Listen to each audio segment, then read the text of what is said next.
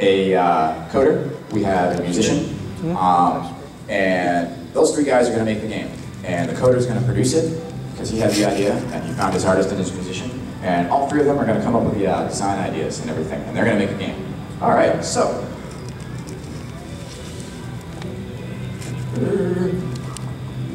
I'll let the microphone in.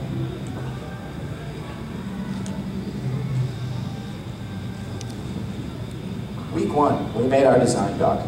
It's a huge document that talks about all the characters. It answers all the questions: who, what, where, when, why. Pretty much as much information as you can possibly get into it. Let's see. Show you guys a quick example of what I mean.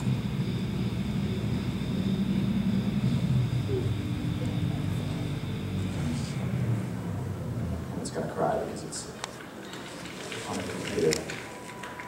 There we go. All right, so you see that it doesn't just have text in there. It's got a couple of images added because mountains and mountains and mountains of text are blinding. Also, this huge table of contents is for easy reference. Your team is going to be using this as the Bible for the video game throughout the design, so they're going to need to very quickly and easily reference the sections that are important to them. So keep your table of contents updated. Every time you add or delete something to it, make sure that your table of contents is updated and have a revision history. See how big that table of contents is? And this isn't even close to that. Design history. This is really important because, again, when a new version comes out, people aren't going to want to read the entire thing. It's like reading the Bible. So they're going to want to know what's new and what's updated. So every time you change something, go back to the beginning and add that right after you're done. And then go back and keep writing. When you finish that section, go back and make it in the version history. It makes everything label organized. So we started off with the game overview. All right, we have a mock-up, some artwork of what we'd like the game to look like. We have a quick write-up of the concept of the game. Our goal is why we're making this game in the first place and what we want to accomplish with it. Common questions that people are going to ask. Ask yourself questions. Tell people about the game. Figure out what questions they're going to ask you. Answer the questions early so that you have them. Bam! When people ask you questions, you can fire them right off, and then you can tell your team what's going on. And everybody that you're hoping will be interested in either buying, playing, play testing, or producing, or publishing rather. You'll be able to answer those quickly. Concept arts. We've got all kinds of concept art, all three here. And that makes the entire thing way easier to read. So you can see how Little Hero has evolved too while we're making this game. Kicking butt. Style and appearance. Graphics we want to use. How big and how long we think it's going to take. Estimates of the goal. So you can see how this is like ginormous. Well, that's crazy. So we want the focus doc, which is a much shorter version of that. And that basically 4 or 5 pages, 8 or 9 at the most. The shorter you can make it with the most information you can get into it, the better. Because this is going to be what you hand off to publishers when you go pitch this game. Here's the information on the game. Here's a demo. Please check it out. And it should give all the pertinent information while pairing out all the important design information that's only really relevant to the team that's making it. All right, week 2, we're going to design a prototype.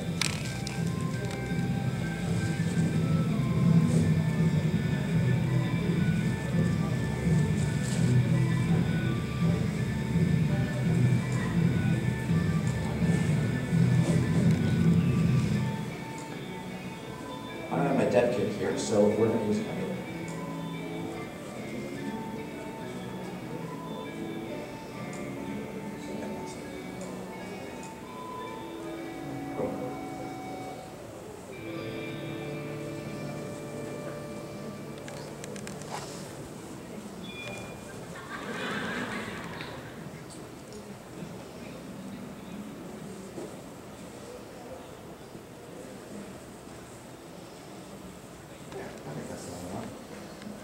So check this out. This is, since we don't have a platforming Ninja Pickle, I'm going to show you guys this.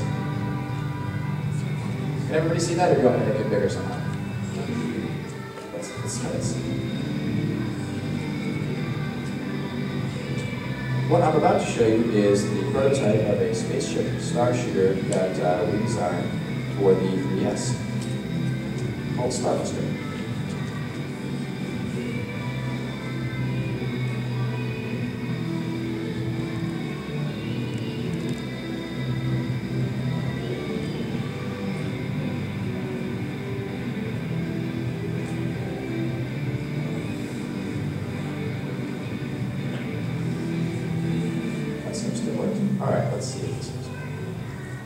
All right.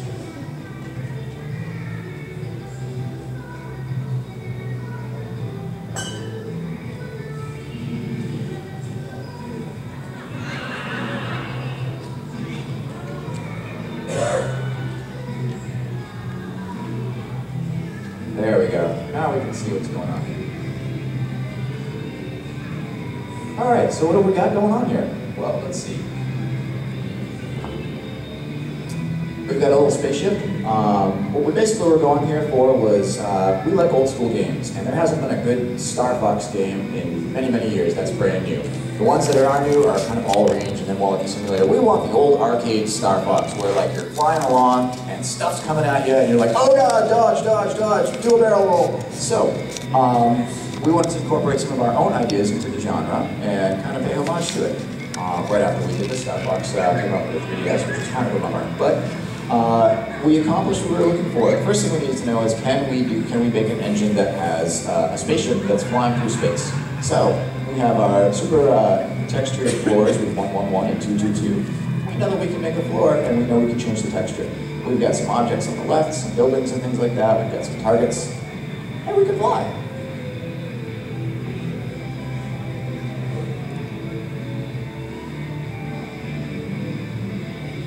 What did you make this in? We can barrel roll. Alright, so our first prototype was a success.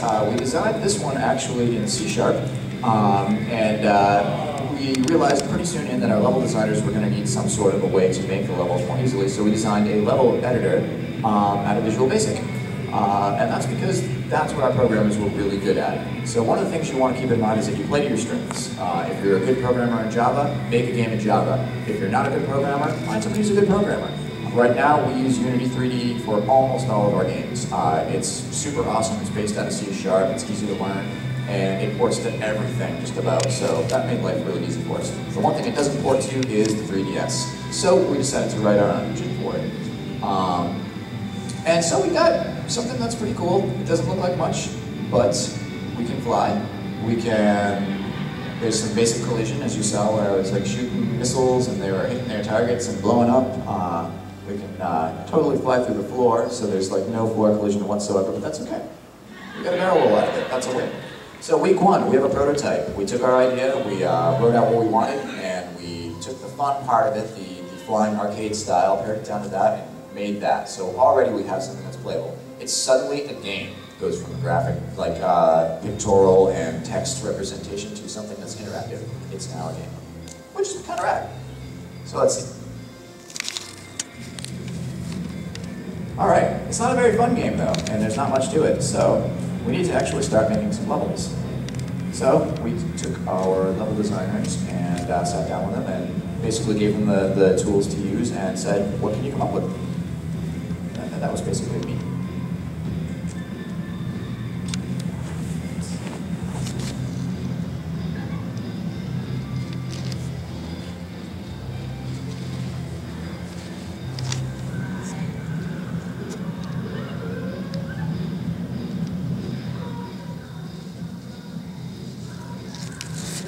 All right, now we've actually got a little subscreen down there. We've got some more functionality. We can crash into stuff now. Stuff hurts. We've got things shooting at us. We've got objects moving. There are blocks. We've got some targets.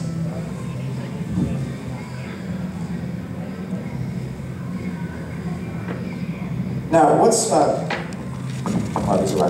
one of the first things you guys would notice about this game? Busy. It is kind of busy, yeah. If you were to buy this game from Target or GameStop right now, what would be the first thing you'd think? Bargain. Bargain bin. Why? Too busy? Graphics. Graphics. Because those are cubes that are shooting at you right now. Absolutely. Those are literally textures on the floor are like ripped out of Google Maps. And basically online Google, let's see, this looks like a good spaceship. What we're doing here is we're making the game work, and we're doing what it takes to make the game work, because we're not selling it right now, we're testing it. We want to make sure that it's fun. Now you can go through and you can spend hours and hours and hours making the game very pretty, and then suddenly realize the mechanic doesn't work, strip it out completely, and all that art and all those assets go on the cutting room floor. And you've wasted a lot of time and money. So this is a technique called gray boxing, which is kind of interesting in this because we're literally using gray boxes. Things that represent, now as a demo you guys know, because you're looking at this as a demo, that that's a building. These are bad guys, stuff's going on, and your brain kind of like is much more forgiving for the graphical part because you're letting your imagination kind of take over to see what this will become. And we're designing a game that if we can make it fun looking like this, then we know it's going to be fun once it's pretty. So make your game fun first, that's the most important part, because it's a game and that's the whole point. You can make a game that's really pretty, you can make a game that has amazing graphics, and it can be a total flop, and none of that will matter. You've wasted a lot of time putting all that budget into graphics and sound and everything else, and if it's not fun, then people are going to just be like, pfft.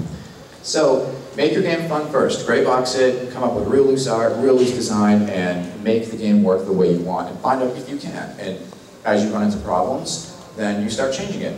If you find a mountain is in the wrong place, or a building doesn't work right, you can very easily adjust it, change it, move it around when it's gray boxed like this, and you have no problems with that. So, we have basically something that we know will work. We have gray boxes moving around, we have gray boxes shooting, we have a whole bunch of stuff going on, and we're pretty happy with what's going on right now. So now it's time to actually make some levels. We have a subscreen that has a place for a portrait to go. We have the test text that we know, so we know that they're going to be talking. We have some missile counts and some hit points and things that work. I think this is a version right before the lose condition came in, but in the interest of time, basically this is just a couple weeks of work. So now we can start actually making the game pretty and putting some cool things into it. Let's see. What did you know, Jack?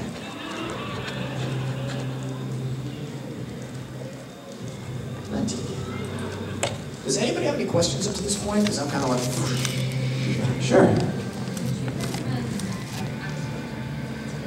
Java and Flash artists. Java and Flash. I know an artist that makes Flash, that makes games using Flash, like RPGs. Absolutely. Is the question, is Flash an okay place to make a game, or is that sort of like a not as good a game place? I think that's The difference between Flash and Java? What's the difference between Flash and Java? Flash and Java are just two different languages completely. They both are designed primarily for making things on websites. They don't have to, they can be used to make things separate completely. In fact, one of our best sellers was a game that we wrote in Flash and used a little shell called Zinc to make it executable. And bam, we had an awesome old school space shooter that sold very well. We wrote it in Flash, it was pretty easy. We used the Box 2D.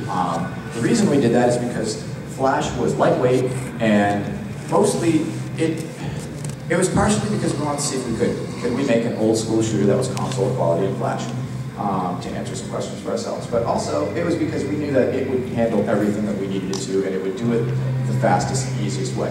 So the goal is to make a game. It doesn't matter what your game's written in. It doesn't matter how you make your game. The end result is what matters. Do you have a fun game? Did you make it in Fighter Maker, or Game Maker, or RPG Maker, or something like that? Well, if it's fun at the end, that's okay. Because what you need to do is play your strengths. If you don't have access to a programmer, there's a ton of game software out there that you can use to make the game that you want, and at least prototype it, and that's the key. Make a prototype so you can at least show programmers if you really want to make it in like on a console or something like that. This is what I have envisioned. Can we do this, and how long will it take? So it's okay to use Java, it's okay to use Flash. I'll throw something up here in a bit to show you exactly what you can do with Flash. So yeah, do what it takes to make the game come out.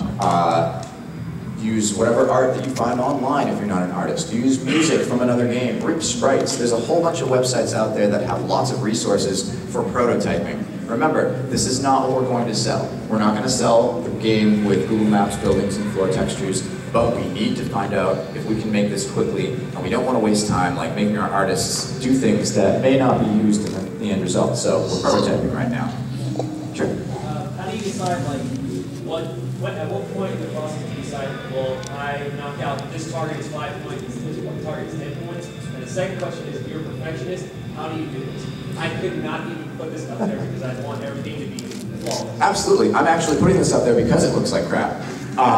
These are the terribly embarrassing builds. Normally, I'd have my dev kit and big, and I'd have my download station so you could actually download this to your DS and try it out, but I don't have those things, unfortunately, right now. Basically, you want to keep it simple, and you don't worry about what it looks like at the beginning.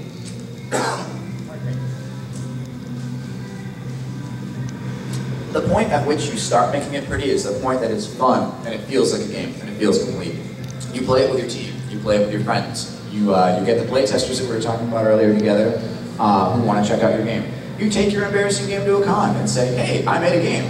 You don't like it? Did you make a game? Well, it doesn't have to be pretty, and you can explain that to them. Like, it's not pretty right now because we're still prototyping and we want to make it fun first, and we don't want to waste time paying artists only to find out that, oh, the game didn't work. We have to start from scratch. But if you can make your game to the point where it's really fun to just fly around and shoot boxes, then it's time to start moving to the next step and start hammering out the parts that you know you're going to need in the final game. And that's why you have your design doc to reference and you start setting yourself goals. If you're a perfectionist, hopefully you have a producer person that's like, ship it. That's the phrase of the industry, is ship it. With Crisis Art Brawlers, we prototyped an engine where basically, oh, I'm not plugged in, am I?